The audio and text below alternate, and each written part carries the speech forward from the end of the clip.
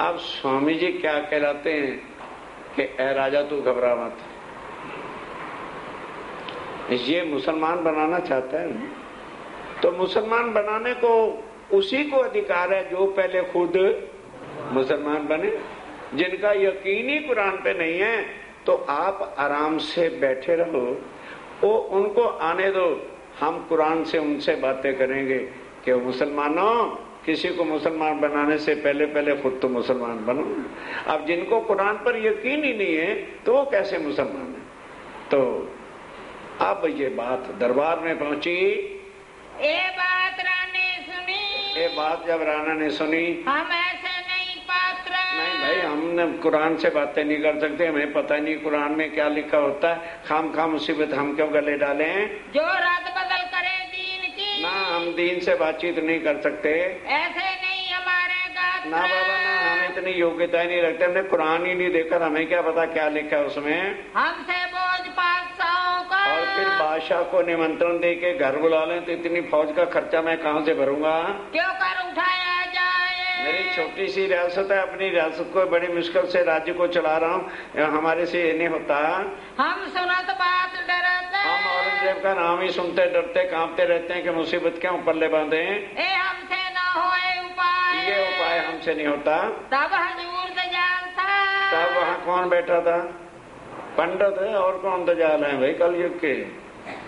अब वो क्या भड़काते हैं? सो निंदा करने लगा जोर, निंदा करने। राजा अब होगी तसल्ली। आपको हमने पहले दिन कहा था ना औरंगजेब के दूत हैं, ये अब वो दूतों वाला काम कर रहे हैं, मुखिया जी सो रहे हैं, निकाल छोड़ो इनको, इनको यहाँ से निकाल दो। कोई कहे लूट ले तुम, आप कोई कहते हैं इनके पास बड़ा माल मता है, लूट लो, लूट के तब भेजो। सब राना सुनते, राणा ने सब सुना। कहने लगे कुछ और श्लोक सुनाने, ये लूट लो या इनको कुछ करोगे तो ये साधुओं की मंडली जहां जहां जाएगी वहां जाके मेरा सत्य, तो राजे की बदनामी होगी। नहीं, ऐसा कुछ नहीं करूंगा। राणा भीमसेन पास था, तो राणा के पास भीमसेन जो उसका वजीर था, उसको कहा कि भी जाके उनको स्वामी जी को समझाओ कि यहाँ 2 साल 3 साल आपको रहते हो गया है, अब हमारे पर औरंगजेब की मुसीबत आ रही है तो हम किस किस को संभालेंगे, कृपा करके कुछ दिनों के लिए यहाँ से आप चले जाओ। भेज दिया कोतवाल को, भेज दिया। कोई शहर सुना जहाँ आराम से स्वामी जी बैठे हो? ये है जागनी, दुख बिना ना होए जाए। चेले बना सकते हो, गद्दियां पर बैठ सकते हो, किसी की आत्म को कोई जगह के बताए और दुनिया के उलट ज्ञान सुना। वाणी मेरे प्यो की सुंदर साथ जी, ये तब राज्य मलाई की मेहर पल पल बरस रही है कि हम इतने सुंदर साथ इकट्ठे हुए। किसी जगह पर भी जहां भी नया शहर है, पहले दी बंदर गए, क्या हालत है, फिर मस्कत बंदर गए तो वहां के पंडित सारे विरोध, फिर आवासी बंदर गए तो किस हालत से वहां से निकले, फिर सूरत हुए तो बिहारी जी महाराज जी उल्टे पड़ गए। उसके बाद जहां जहां भी जाते हैं माया भी कमर कस के लठ लेकर के पीछे पड़ी हुई है। क्यों? माया को देखने आई। हमारे सुंदर साथ दर कष्ट पीड़ी पीड़ी पीड़ी पीड़ी पीड़ी करनी शुरू करते हैं। इतना दुख हो गया तो मांग के सुख आए थे, वो छुपाई मुझे सवेरे बता देना। फिर स्वामी जी राज्य में वाणी में लिखते, पर वाणी को पढ़े मतन करे तो आंखें खुले कि भाई सुंदर साथ जी सब कुछ करूंगा, पर दुख तो मैं तुमको अवश्य दूंगा, नहीं दूंगे भूल जाओ, दिखाऊंगा। और जब तुम रात को रोते रोते सोया कर लो भी मर गए, सवेरे तो ये हो जाना है, तो तुम्हारे सवेरे होने से पहले कंधा मैं लगाऊंगा, दुख गिरने नहीं दूंगा, तुम्हें कष्ट नहीं होगा, पर तुम्हारा ईमान वाला गिराने वाला जो है कष्ट मैं तेरे ऊपर डाला करूंगा कदम कदम पर। पढ़ो देवचंद जी की पाती, ना कोई ले देवचंद जी पाती, क्योंकि 20 रुपए खर्च करते। उसमें राज जी ने अपने स्पेशल फरिश्ते को बुला के कहा था कि जिस तरह से तुम दुनिया के जीवों को विपदाओं में उलझा देते हो, नहीं समझे? और वो माया में ही उलझे रहते हैं। उनसे भी ज्यादा विपताएं मेरे मोमनों पर डालना। पढ़ी किसी ने देवचंद जी की बातें?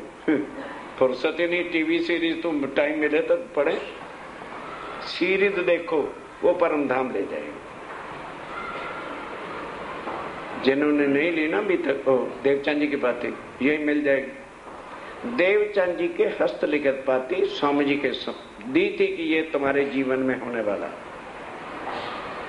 और फिर कहा कि जो कोई अगर मानव विपताओं से भी ना डरे तो उसको माया में इतना गर्क कर देना कि वो मेरे नाम को ही भूल जाए। मैंने कहा हुजूर एक बार भेजो सही, तुम थक जाओगे, मैंने तुम्हें भी नहीं छोड़ना। पहला विकरण पढ़ो, उपनी माया उपनी छे मूल धनी थकी। धनी ने जब हुक्म दे के इसको इतना जबर ताकत दे रखी है, उसका एक हथियार मर मिटो, लेकिन ईमान से जीत तुम्हारी। ईमान की परीक्षा है, देने आए हो, लाख बेर देखो आजमाए कर, क्यों भूल गए? तो भी ना भूलेंगे तो स्वामी जी कहते हैं लाख बार तुम क्या देखोगे, मांगा तुमने पहाड़ था, दिखाया है तुमको तिलसम। खसखस के दाने में 14 तब के दिखा रहा। जितना मांगा था उतना दिखा देते तो शायद होता ही कुछ नहीं। अब वो समय था। श्री साहब जी ये विचारिया, अब स्वामी जी ने क्या विचारा? हुआ हमको हुक्म कि ये राजा क्या निकालेगा।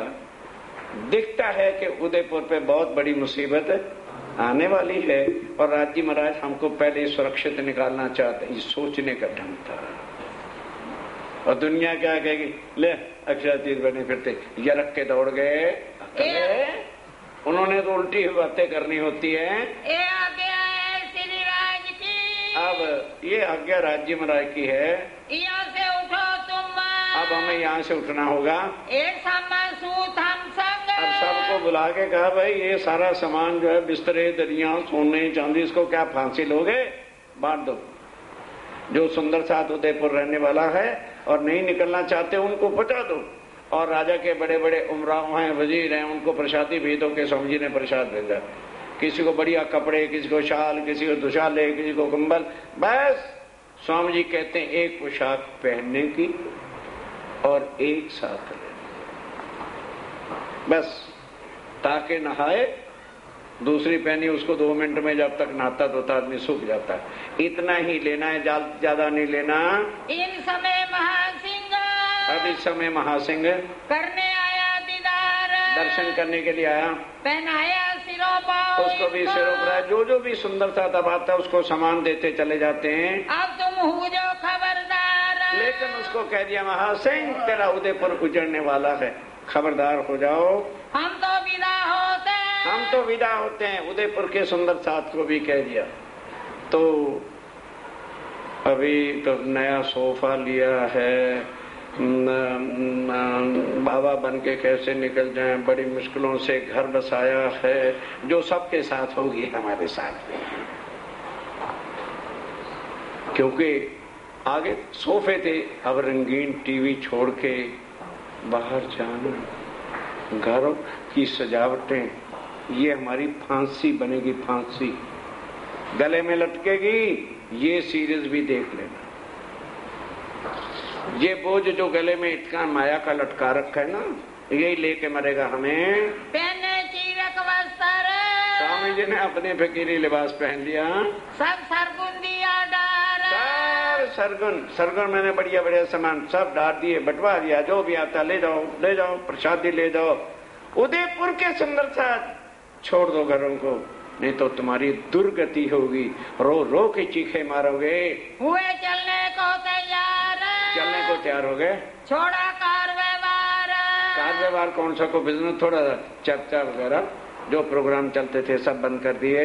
बासन बस्तर सरगुन, बासन वस्त्र जो सुंदर सा आता था वो कुछ लाता था, कुछ देता था, सब बांट दिए। बख्श दिए सबको प्रसादी में बख्श दिए। तूबा कुबड़ी गोदड़ी, और खुद का लिया तुम्बा, कुबड़ी कहते छड़ी को, और गोदड़ी कंबली काली, चाहे बिछा लो चाहे ऊपर ओढ़ लो। ये भेख पहना मोमिन, ये सारे मोमिनों ने स्वामी जी को देख के भेष पहन लिया।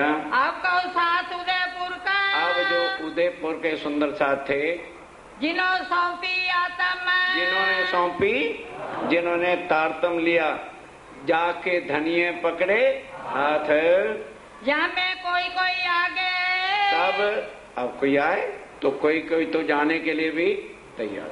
जिनको पहचान होगी कि राजीव राय कह रहे हैं तो क्या मरेंगे हम यहाँ रह के, कुछ तो चल पड़े। आए बीच इस्लाम, जो इस्लाम में निजानंद संप्रदाय में तारतम लिया पहचान करके, कोई तो समझन के पक्ष से, कोई तो पहले समझने के पक्ष से आया था, जब चर्चा सुनी तो तारतम ले लिया। कोई वैसे आया जैसे जैसे आए थे, कोई दीदार के विश्राम, कई दर्शन ही करने के लिए आते थे। जब पूरी पहचान हो गई तारतम ले लिया।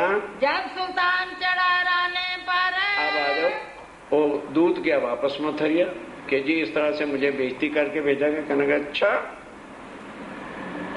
वजीर को कहा सारे स्पेशल सिपा सलारों को बता दो, उदयपुर को चारों तरफ से घेर लिया जाए, वहां खंद के खोद दी जाए और लकड़ियों से भर के आग लगा दी जाए। उदयपुर का कोई भी बच्चा, बूढ़ा जवान जिंदा बच के बाहर नहीं आना चाहिए। बस मुसलमानी सेना को हुक्म की दे रही थी, दन दनाते हुए ये चारों तरफ से आके उदयपुर को घेर लिया। खाइयां खुद गई, आग लगा दी गई। अब कौन बाहर निकले? अब हशर क्या होता है? तब भागा सारा देश, बस जब खाइयां खुदने लगी जो निकल के भाग गया, तब वहाँ से निकलने पड़ा। स्वामी जी पहले से निकल चुके थे, जुदे पड़े दरवेश, स्वामी जी तो वहाँ से अलग हो गए। वहाँ से चल के वहाँ स्वामी जी चले आए रामपुरे के गाँव। रामपुरा एक गांव था, एकदम तो नहीं मदलपुरी हो जाती है, एक गांव था रामपुरा। वहाँ पहुँचे, पासे पूरा दुदलाई, वहाँ साथ ही एक दुदलाई नाम का भी गांव था। पूरनदास के ठाम, वहाँ पूरनदास वहाँ का प्रधान था। श्री महामत के मोमिनो, अब स्वामी जी आप अक्षरातीत राज्य में राय कहते हैं सुंदर साथ जी, ये उदयपुर की बीतक, ये उदयपुर की प्रसंग सुनाया आपने। अब कहूँ मंदसौर की, अब मंदसौर की सुनना कि मंदसौर में कितने भारी कष्ट आते हैं। जो बीतक हुक्म हक, जो बीतक है ये किसी की लाइफ हिस्ट्री नहीं है, जो राजीव राय के हुक्म से होना था वो क्या होता है। अब कहूँ मंदसौर की, अब मंदसौर की सुनना। आए उदयपुर से चल, जब उदयपुर से चल पड़े, जब नौरंग चढ़ा रहने पर, अब ध्यान देना, अब उधर औरंगजेब की सेना बस आग लगा दी, बिगल बजा दिया युद्ध का। अब जो रह गए घरों में वो कहाँ जाने, बाग कत्तर वगैरह शुरू हो गई। किसी की माँ मर गई, किसका बाप मर गया, किसके हाथ कट गया, किसकी टांग कट गई, किसका कुछ कट गया, खूनो खच्चर हो गए। उसमें सुंदर साथ भी, जिन्होंने माया से लिपटना स्वीकार किया उनकी दुर्गति। तब सब सुंदर साथ रोते रोते झल जलाते पहाड़ों में जाकर के विलाप कर रहे हैं, हे राज्य महाराज हम आखिर आपकी अंगना है, हमें बचा लो, हमारी अकल पर पर्दे पड़ गए, हमारे घर उड़ गए, को माँ को रो रहा है, को बाप को रो रहा है, को रिश्तेदारों को रो रहा है। हुआ मुल्क चल भी चल, सारे देश की बहुत बुरी हालत उदयपुर की हो गई। संबत 1736 और संबत 1736 का भी था, 37वां शुरू था। लगा 37 जब 37वां लगा मंदसौर के बीच में, तब स्वामी जी मंदसौर के लिए चलेंगे। आए पहुँचे तब वहाँ आके पहुँच गए। इन समय फकीरी का, इस समय जब वो पूरा गांव से चले तो राजा के भाई ने पीछे लूटने लाटने का भी बहुत प्रयास किया। रामपुरे उसकी जो पुरनमल की माँ थी उसने बहुत दुर्गति करके उनको भगा दिया। अब स्वामी जी वहां से चलते हैं, अक्षरातीत और दुनिया में लिबास फकीर। हमको दिन ब दिन फैशनों की है, फैशन असर नहीं होता। मैं समझता उस चर्चा सुन, हमारे फैशन दुनिया की तरह दिन ब दिन बढ़ते जा रहे हैं। बढ़ाओ, मना नहीं करने आ रहा है, ये चीजें तुम्हें माया में डुबो के गर्क कर रही। समझ में आ जाए तो सिंपल लिविंग, हाई थिंकिंग। नहीं तो क्षमा करो, मैं किसी के पोशाकों का जिम्मेवार नहीं, लेकिन इतना जरूर बताता हूं कि ये सजावटें मन को मोह करके बेड़ा गर्क करती। सिंपल, साधारण, ना बैठने में तकलीफ, ना उठने में। 6000 की साड़ी हो, ऊपर चढ़ रही है। सुंदर साज से प्यार नहीं, साड़ी से प्यार। और इधर कोई 3000, यार ऊपर चढ़ा रहा है तो अंधा है क्या? और सीधे कपड़े बैठे हो, चाहे किसी के नीचे आ जाए चाहे ऊपर आ जाए, लेने देने के। ये होता है। अक्षातीत ने गरीबी धारण की थी, सब श्रृंगार को शोभा दे में मेरा दिल बांधा, क्योंकि तूने सुंदर साथ की नफरत को दूर करके एक दिली बना दी। इसलिए फिकीरी मुझे प्यारी तू है। क्या करूं श्रृंगारों को जो सुंदर साथ में फूट और नफरत की निगाहें पैदा करती हैं। चलिए, शोभा छब स्वरूप की। अब वो जो स्वरूप था, अरे चाहे कैसा भी कपड़े पहने, जो खुद ही स्वरूप है तो उनको क्या सजावटें, क्या चीज नहीं अच्छी लगेगी। अब वो कैसी छवि है, लालदास जी कहते हैं भाई वो मैं जरूर देखना चाहता हूँ। हम परम धाम का भी श्रृंगार याद करते हैं, आज फकीरी का भी श्रृंगार देखो। 12 कोटिक रूप। दुनिया के कोटों श्रृंगार वालों को वार के रख दो, उनकी तुलना में कौन आएगा। गोटा सोबे सिर पर। सिर पर फर्स्ट क्लास गोटा काजी होते हैं ना, रुमाल बांध के ऊपर रखते हैं, वो स्वामी जी ने फकीरी लिबास। ना तो पहचाना जाता था मुसलमान है, और ना पहचाना जाता कि हिंदू है। ऊपर कंडपी, ऊपर सर्दी का मुंह मोगा कंडपी पहन रखी थी। 2 पुरुष लोई धागे भरी। और 2 पुरुष डबल, 2 पुरुष का मतलब डबल लोई धागों से बनी हुई थी। एक टोपी, इस तरह की टोपी बाबे वाली जो थी ना, वो भी पहन रखी है। अति सुंदर तिलक बनियो। और अति सुंदर तिलक जो परम धाम में करते थे, 2 रेखा और बीच में चंदन। 2 रेखा बीच बिंदा, बीच में बिंदी है। गोपी चंदन सफेद का। और सफेद गोपी चंदन खास स्पेशल होता, बहुत व्हाइट होता है, उसका ही चंदन लगाते थे और बीच में लाल बिंदी लगाते थे। मुख शोभित मानो चंदन। ऐसा सुंदर स्वरूप मुखार बिंद चमकता था मानो चंद्रमा पूर्णमासी का हो। जय शर्वणी शोभे कानों में। और 2 कानों में शर्वणी भी है, पहन रखी है। 2 बाले कंचन के। और जो है शीशे के वो नाथा योगी नहीं होते नाथ बाबा के, वो कानों में कुंडल भी डाले हुए हैं। अति राजक प्यार की। बड़ी प्यारी छवि लग रही है फकीरी वस्त्रों से।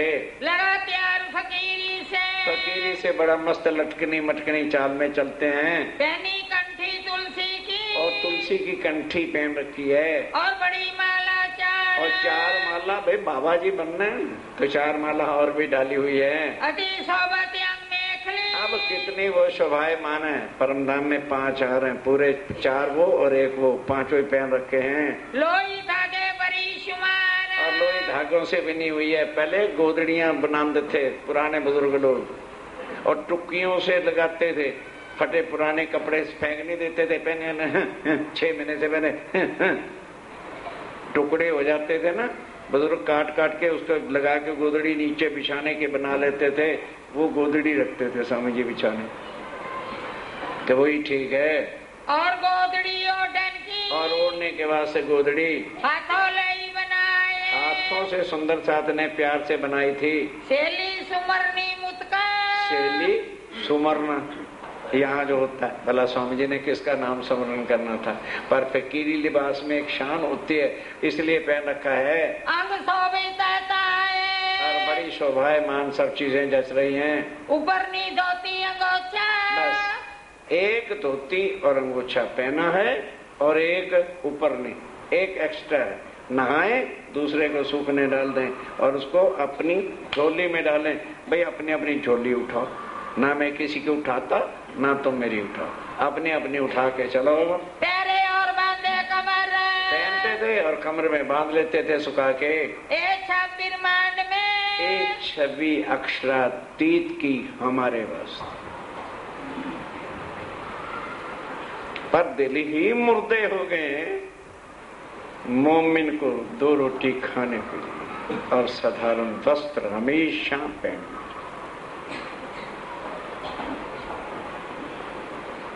ले उन्हें 6,000 की साड़ी लिए थे, उन्हें उत्थे ला दे। वो चर्चा सी हो गई, चल आप कल पा लांगे। हम ये चर्चा सुनते हैं। जीवते मारिए आपको, शब्द पुकारत हक। अगर मरेंगे नहीं मोमिन तो क्या मरेंगे मुनाफिक? जिसके दिल को लगे कुछ तो सिंपल होना, सिंपल खाना, इस जना अच्छा सुहाग ही कुछ नहीं, गहना नहीं है। शोभा सब ऊपर और सबसे ऊपर की शोभा, इतनी शोभा है। एक पात्र तुम्बे का, एक पात्र तुम्बे का पीठ पर है लघु शंका वगैरह जाने के लिए, और एक पानी पीने के लिए रखा हुआ है। और तुम्बा कमर, और कमर में है साल सवे झोली में। और अपना सामान सब कहाँ डाल रखा है? झोली में डाल रखा है। कराखत का ऊपर और अपनी झोली कंधे पर लेके चलते हैं। पैनी पाँव में पनेई, और चरण कमरों में पनेई पहन रखी है। चलत चटकनी चाल, बड़ी लटकनी मटकनी चाल से चल रहे हैं। संकेतक मोमिन। अब जो मोमिन जिन्होंने नफ्स और हिर्स को मार के अपने धनी को पहचाना है, वो भी मस्ती से उसी रूप में चलते हैं। चलो तो खुशहाल। और चलते हुए मोमिन बहुत खुश होते हैं, स्वामी जी अब ठीक है। आगे जो पंडिताई और ये सारे साखों ने, पगड़ियों ने, लाल ने मार रखा था ना, अब हम ठीक हैं। सबों ने भेख पहनिया, सबों ने भेख पहना। देख परवरदिगार अपने स्वामी जी को देख के सब ने सबको छोड़ के उसी दिन से वैसा रूप बना लिया। देख अपने साहिब, देख अपने मालिक शिव जी से। कहीं सारी बीतक में कृष्ण का नाम आए? एक बार हमें भी बता देते। बीतक मैंने तो लिखी नहीं। सबसे बड़ा इस वक्त फांसी की सजा दो लोग क्या, अरे उन्होंने तारतम बदल दिया, ये मैंने बीतक लिखी है। क्योंकि आज दिन तक इस विस्तार से किसी ने बीतक किसी को सुना। चपाई पड़ी, चपाई दराई, हाँ बड़े मत के धनी वहां से चले, वो वहां से आ गए, वो वहां बैठ गए, ये क्या है? ये बीतक है क्या? उनका सार बता के सुंदर साथ के दिल को हिलाओ कि क्या धनी तुम्हारे लिए कष्ट उठा रहे हैं और तुम कैन ऐशो ऐश्वर्यता में पड़े हुए हो। क्या खेल देखने की? स्वामी जी कहते हैं, भाई मुझे क्यों कहते हैं, तुमने भी खेल देखने की।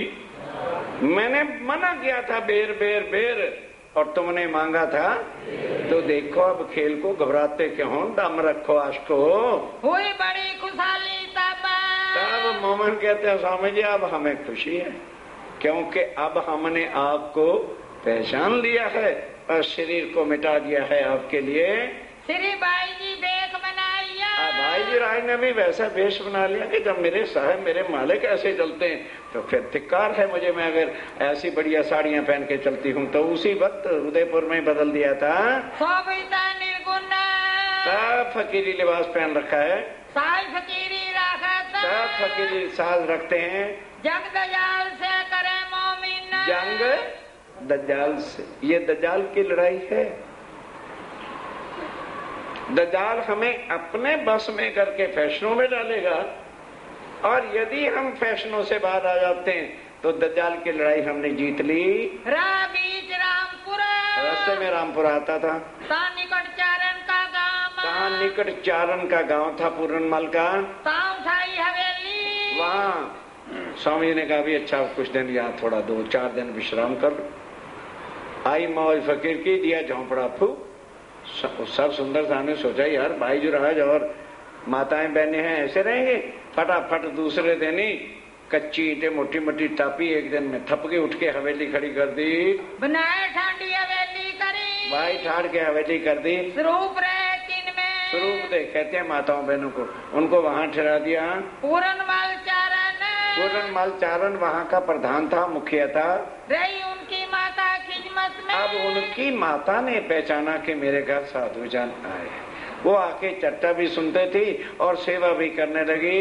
इनके स्वरूप देखकर कितने आकर्षण, चर्चा देखे मुग्ध हो जाए। उपला था ईमान, अभी उपरला ईमान आया था जब दज्जाल ने जोरा किया। अब दज्जाल क्या था, ध्यान दो।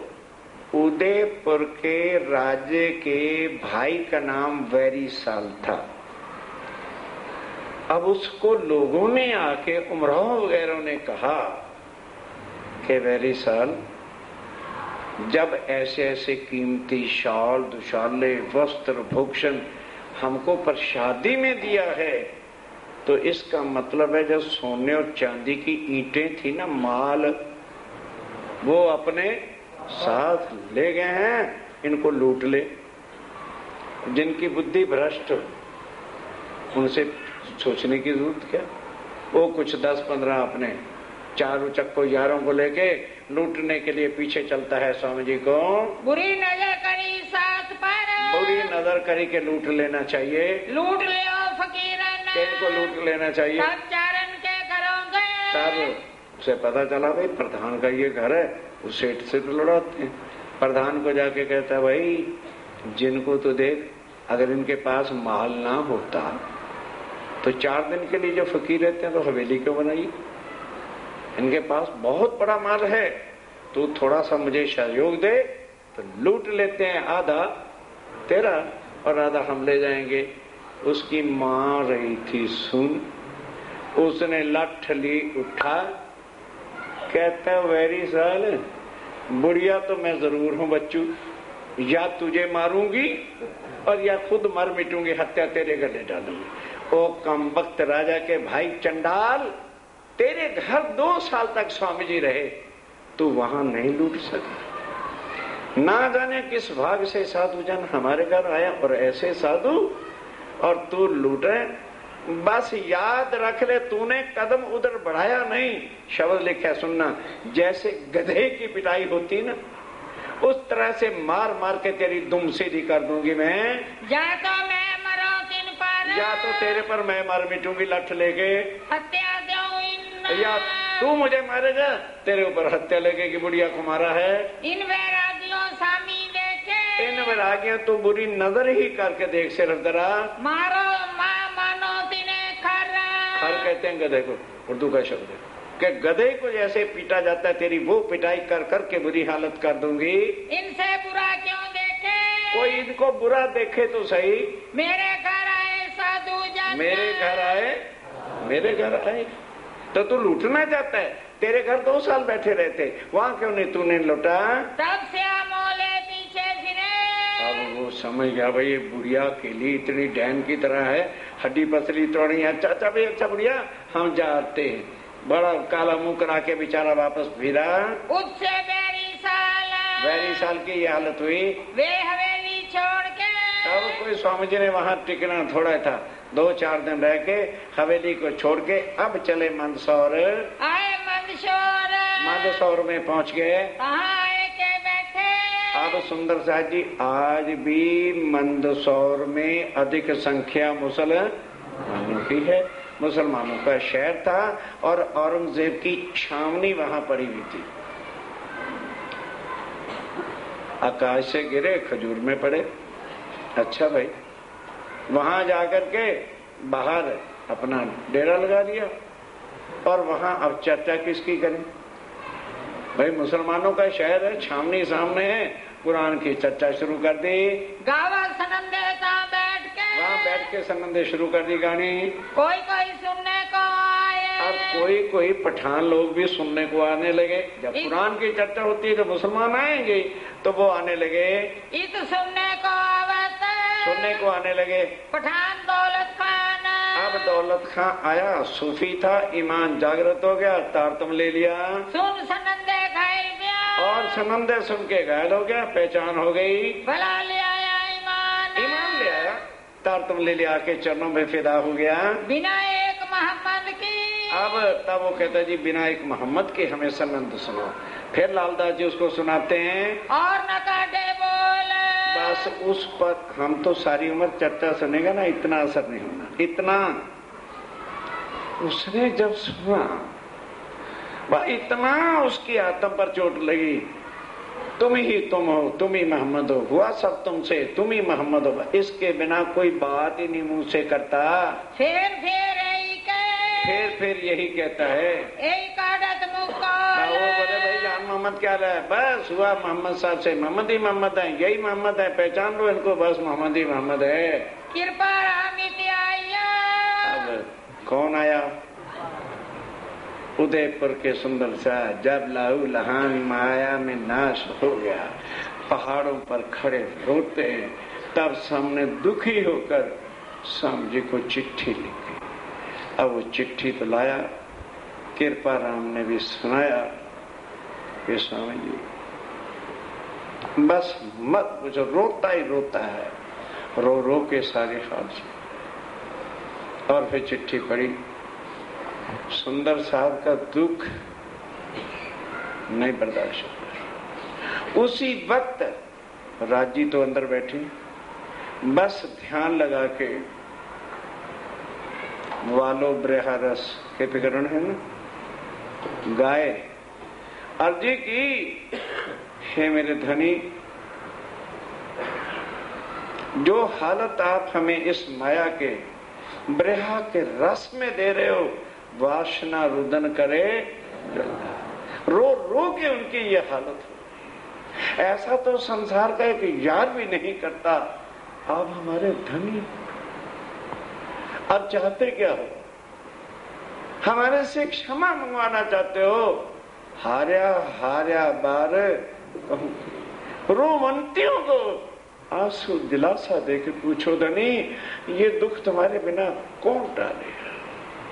फिर हम आपकी अंगना, तीसरा विकल्प, 6 उपकरणों का थोड़ा थोड़ा सार हो, आपकी अंगना है, बोलो कितनी बार माफी मंगाना चाहते हो?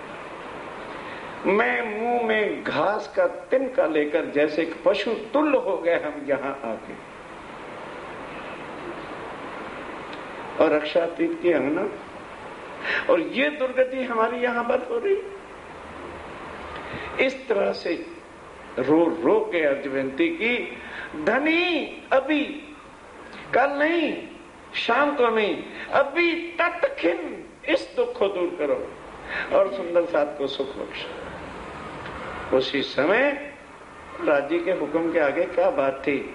ऐसी कोई औरंगजेब को मुसीबत पड़ गई कि सेनाओं को तुरंत वापस बुला लिया और उदयपुर में सब शांति हो गई। ये इसलिए कहा करता हूँ, ये नहीं कि जो भी छोटा मोटा काम अर्चन पड़ गई तो इसको जो है पढ़ना शुरू कर दिया ना। जब कोई मानो ऐसी दुर्गति वाली बात है, किसी की मृत्यु आ गई है या कोई ऐसा संकट का काम आ गया है, विधिवत 3 बजे उठ जाओ ना बाबा। साढ़े को 3 बजे नहीं उठा जाता क्योंकि 1:30 बजे तक जेड सीरीज सब वेख के सोना। ये उनके लिए पाठ है। 3 बजे उठ के नहा लो। वाणी बता रहा हूं, मैं कुछ नहीं हूं, मैं नहीं बता रहा। नहा धोकर जहां घर में सेवा रखी अगरबत्ती जला लेना और एक जल की आधी कटोरी रख लेना। ये 6 प्रकरण कम से कम 11 बार रोज 21 दिन पढ़ लेना। इनके 21 दिनों के अंदर ही सारे दुख हवा हो जाए। ना हो तो मुझे कह देना जी हमने ऐसा किया था, ठीक नहीं हुआ। कोई आजमा के देखेगा। सूर्य की किरण पड़ गई फिर पाठ करोगे निष्फल। उदय सूर्य देख के लेत अंधेरी, तुम्हारा चित्त ही नहीं लगेगा पाठ में। बैठोगे पाठ में, ध्यान होगा दुकान पर बिजनेस में, वो करना था वो करना था, वाला लिया वो तुम्हारा वाला लिया, उधर पाठ पढ़ोगे उधर बाहर घूमते थे। इसलिए प्रातः आज भी वही वाणी है, वही राज्य है, वही उनकी कृपा है और वही उनकी शक्ति है। तापी पहुंची आपको। उसी वक्त राज्य ने जो है इतने दुखिया सुंदर साथ की अर्जी सुनी और ये 6 प्रकरण दिए सुंदर साथ के कष्ट हरण करने के लिए। हुई मेरे ऊपर इस्लाम, ऊपर निजानंद संप्रदाय के सुंदर साथ के वास्ते ये कृपा हुई। इन समय इब्राहिम, अब वो बात खत्म हो गई कृपा वाली। इस समय इब्राहिम जो वहां का काजी था, उसको जान मोहम्मद और सबसे पता चला। अब वो आता है, उसने चर्चा सुनी। अब लालदास जी ने पूछ रहा, काजी साहब आप मालूम होते आलम फाजल है, क्या आप हमें कुरान का टीका उर्दू भाषा में करा सकते हैं? क्योंकि फारसी में भी था तफसीर हुसैनी और सनंद में हिंदी में अपने पास थी। उर्दू का उस समय ज्यादा जोर था, तो लालदास जी को कहा स्वामी ने भी अगर ये उर्दू में भी टीका करा देना तो जरा सुंदर साथ के विश्वास के लिए और सरल पड़ेगा। तो लालदास जी ने उससे बात की, तब उन्हें उतराया। तो उन्होंने कहा जी ये कौन सी बड़ी बात है, मैं आपको सारे बहने उतरवा दूंगा। तब स्वामी जी ने कहा पहले 19वां सुपारा शुरू करा, 19, 20, 21 और 22। ये टीका जब हो गया तब स्वामी जी ने कहा पहला शुरू करा जहाँ अलफ लाम और मीम है और 5 तरह की पैदाश तिलकर रसूल सुपारे में है, उसकी भी पूरी पहचान हो जाए। तो पहला सुपारा भी हो गया, दूसरा भी हो गया, तीसरा भी हो गया और चौथा भी। जब 5वां लगा उतारने तो दिल में दज्जाल, दज्जाल कोई हाथी घोड़े का नाम नहीं है। दज्जाल करत कछु ऐसा के अंदर करत दखल बेईमानी,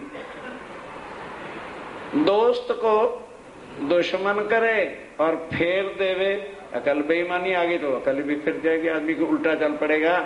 ये उसके दिल में बेईमानी क्या आ गई, वही इब्राहिम के बच्चे तेरा सत्यानाश होने वाला है, तू कुरान के मैंने हिंदुओं को करवा दे।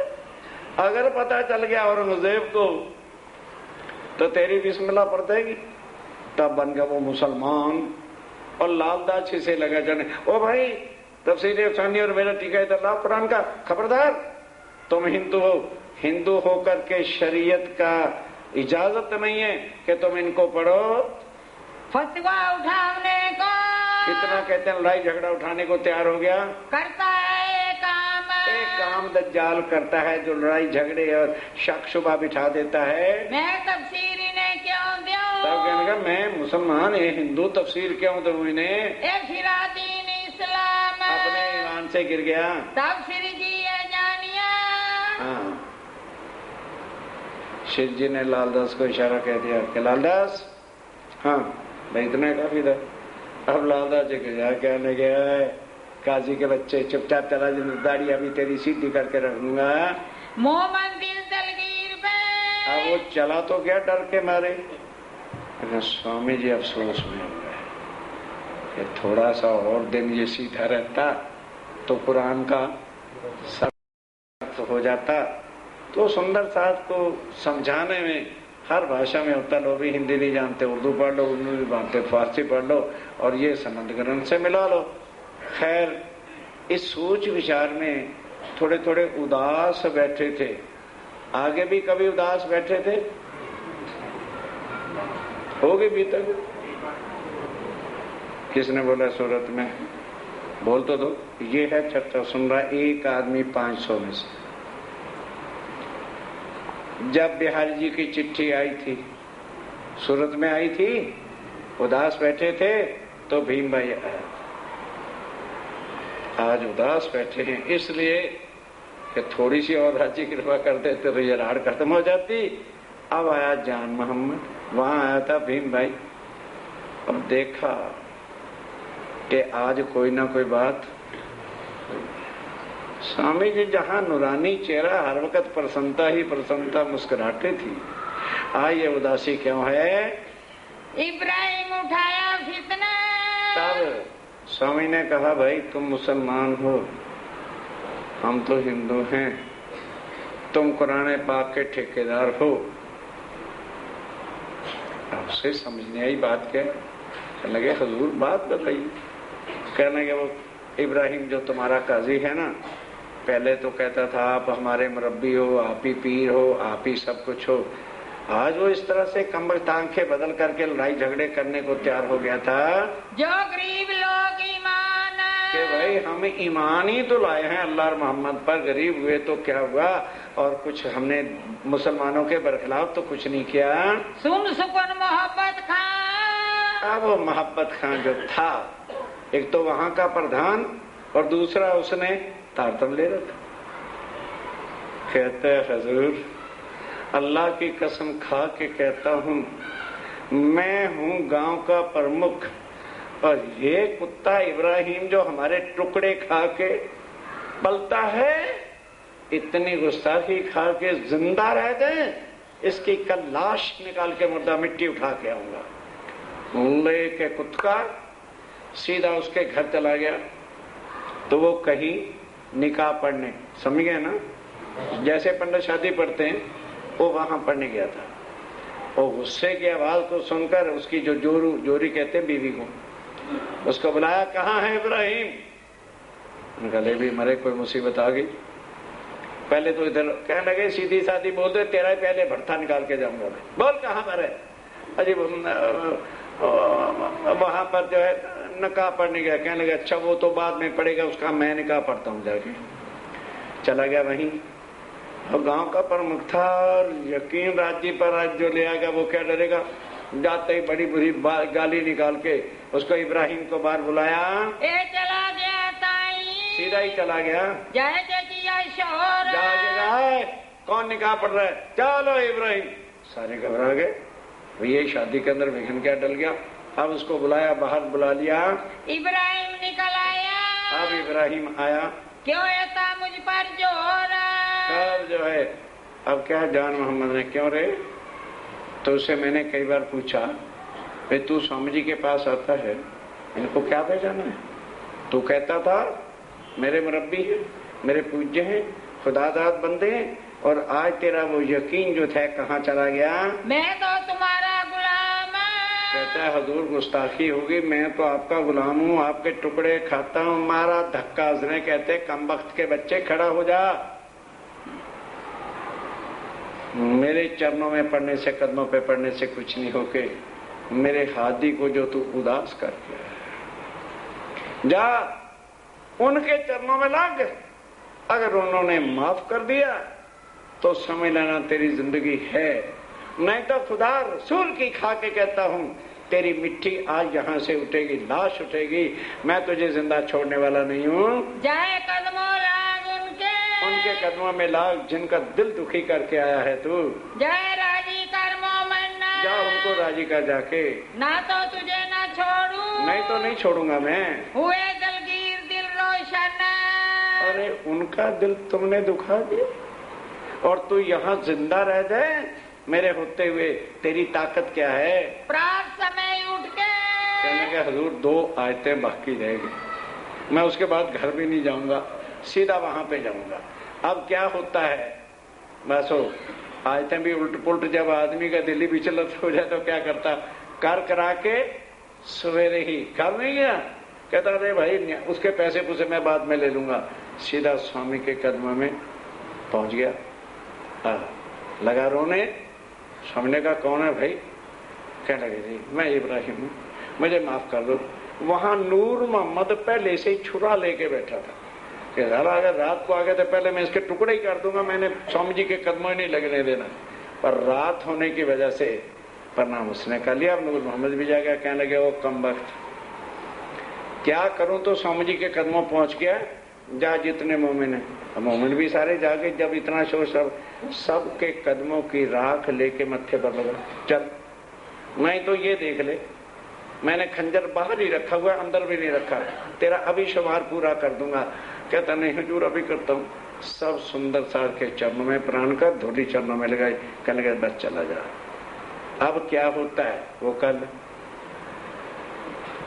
और क्या होता था आगे प्रसंग पे पड़ेगा, बढ़ाना नहीं है। मैं ग्रह तुम्हारे कदम, मैं ग्रह तुम्हारे कदम, तो मैं न छोड़ूं काबा, तो मैं ना छोड़ूं कब, सब मोमनों के कदमों लगा, सब मोमनों के कदमों लगा, वाको माफ किया तब, वाको माफ किया तब, वाको माफ। बोलो श्री प्राणनाथ। भोग लग चुका है, अर्जी बोलिए।